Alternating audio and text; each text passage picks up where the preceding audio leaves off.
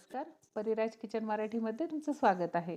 आज आपण हिवाळा स्पेशल रेसिपींमध्ये इथे बनवणार आहोत अतिशय पौष्टिक आणि आरोग्यदायी असे खजूर आणि ड्रायफ्रुट्स लाडू। बनवायला अगदी सोपे आणि अतिशय झटपट बनणारे असे हे बिनपाकाचे पौष्टिक लाडू अगदी लहानांपासून वृद्धांपर्यंत सर्वांसाठीच अतिशय उपयोगी आहेत। याच्यामध्ये भरपूर प्रमाणात कॅल्शियम, विटॅमिन, मिनरल आणि प्रोटीन तर आहेतच। याच्यामुळे एचबी प्रॉब्लेमही कमी होतो, अशक्तपणा, थकवाही कमी होतो आणि जर कंबरदुखी, गुडघेदुखी असेल त्यातही अतिशय उपयोगी आहेत।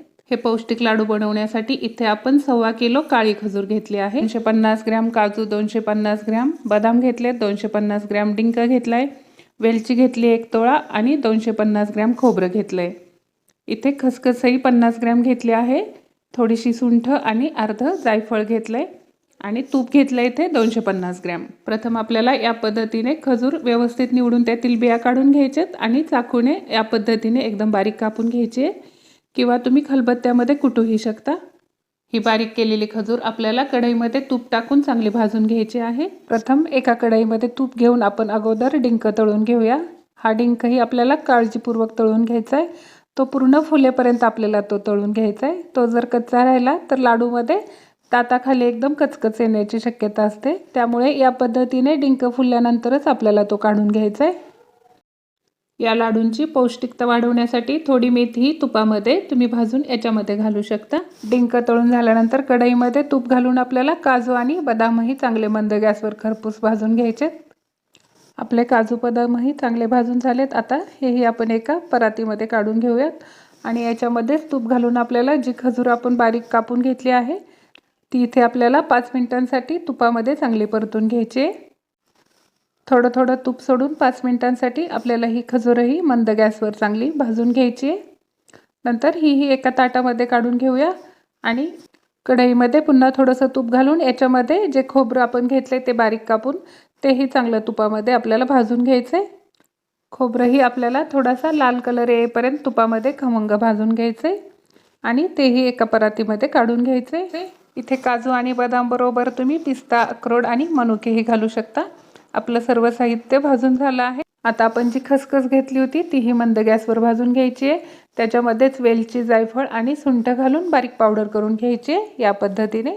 त्याच्यामध्येच आपण जो डिंक तळून घेतला आहे तोही बारीक करून घ्यायचा। त्याच्यामध्येच आता आपण जे काजू बदाम घेतले तेही थोडे जाडसर वाटून घ्यायचे। त्याच्यामध्येच खोबरं घेतले तेही थोडंसं जाडसर वाटून घ्यायचे आणि सर्व एकत्र चांगलं मिक्स करून घ्यायचे।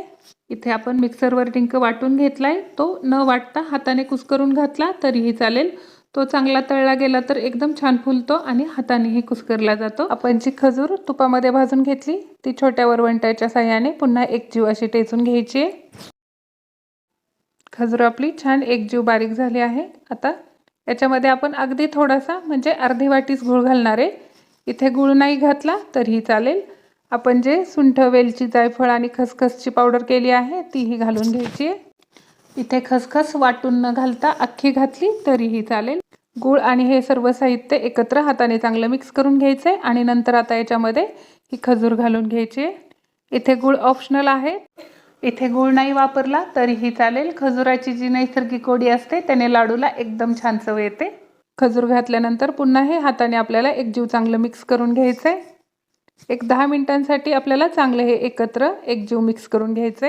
हे एकजीव चांगलं मिक्स झाल्यानंतर आता याचे आपण लाडू वळून घेऊयात। या पद्धतीने आपल्याला याचे छोटे छोटे लाडू वळून घ्यायचे। खजुराच्या चिकटपणामुळे आपल्याला इथे गुळाचा पाक करण्याची गरज नाहीये, एकदम छान असे हे लाडू वळले जातात।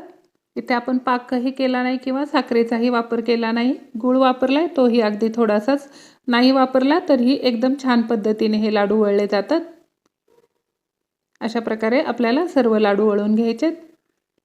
आपले अतिशय पौष्टिक असे खजूर, डिंक आणि ड्रायफ्रुट्सचे लाडू खाण्यासाठी तयार आहेत।